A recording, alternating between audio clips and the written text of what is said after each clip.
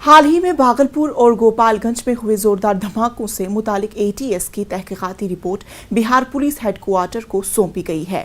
ATS ने इन धमाकों के किसी दहशतगर्द या नक्सली तंजीम से ताल्लुक के इम्कान को यकसर मुस्तरद कर दिया है। साथ ही एटीएस ने इस बात से भी इनकार किया कि बारूद की सप्लाई मगरबी बंगाल या किसी रियासत से हुई है। हालांकि एटीएस ने इस पूरे मामले में मुतल्लिका मकामी पुलिस स्टेशनों और इंतजामिया को लापरवाही का जिम्मेदार ठहराया है।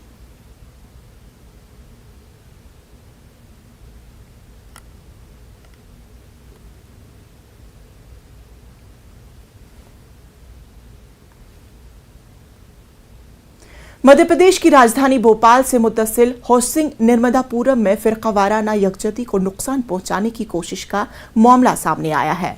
नर्मदापुरम के समीरी हरचंद रोड पर वाक़ दरगाह को रात के अंधेरे में शरपसंद अनासिर ने न सिर्फ तोड़फोड़ करके नुकसान पहुंचाया बल्कि दरगाह को जाफरानी रंग में रंग कर यहां की फिरकावाराना यकजहती को भी तार तार करने की कोशिश की गई। नामालूम लोगों के जरिए दरगाह में की गई तोड़फोड़ और इस पर जाफरानी रंग पोतने से मकामी मुसलमानों के साथ दूसरे लोगों में जहां नाराजगी पाई जाती है, वहीं पुलिस ने मौके पर पहुंचकर नामालूम अफराद के खिलाफ मामला दर्ज करके तफ्तीश शुरू कर दी है।